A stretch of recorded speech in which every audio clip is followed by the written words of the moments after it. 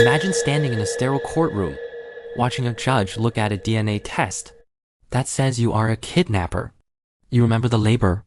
You remember the hospital. You have the birth certificates. But the code inside your blood says those children are not yours. Not a partial match.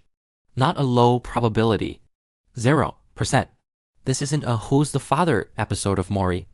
This is the moment Lydia Fairchild's life became a biological horror movie. The state was moving to seize her kids because, in the eyes of the law, DNA is the God fingerprint. It's the source code that cannot be faked. Except Lydia's DNA was a liar. She was about to prove that everything you think you know about being a human individual is a total myth.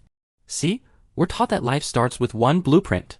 One egg, one sperm, one unique code. But biology is greedy. Sometimes in the first few days of pregnancy, there isn't just one embryo. There are two. Fraternal twins. Then the merger happens.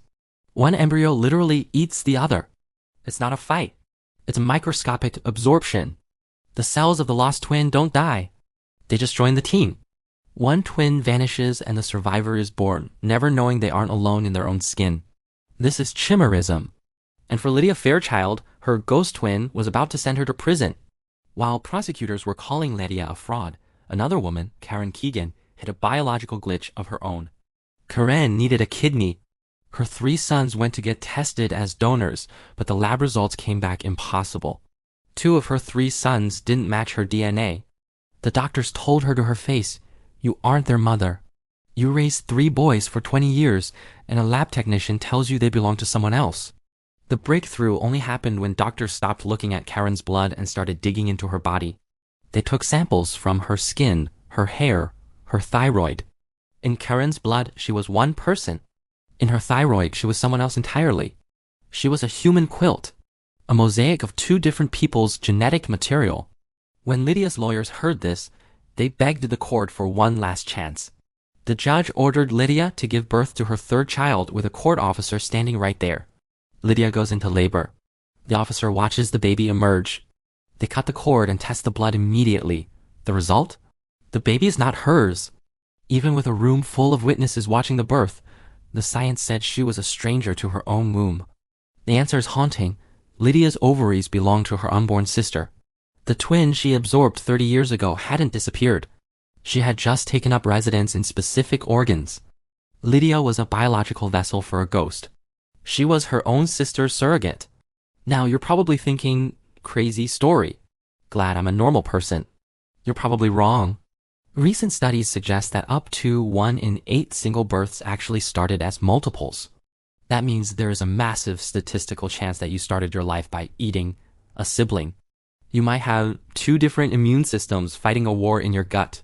You might have 2 different blood types. Have you ever looked in the mirror and seen one eye that's a slightly different shade?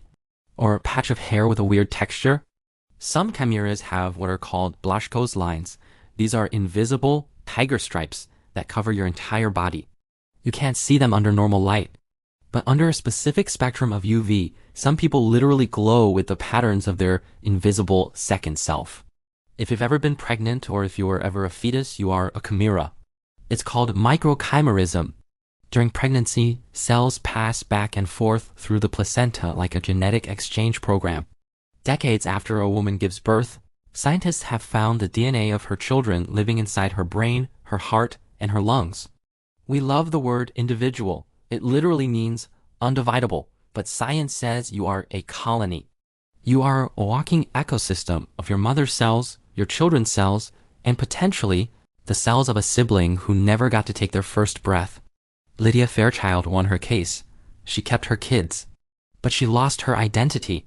The legal system, the medical world, and your own sense of self are all built on the idea that one body equals one person.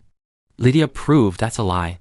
So the next time you feel a strange instinct you can't explain, or you see a weird physical trait in the mirror, or you feel like you aren't quite alone in an empty room, don't dismiss it.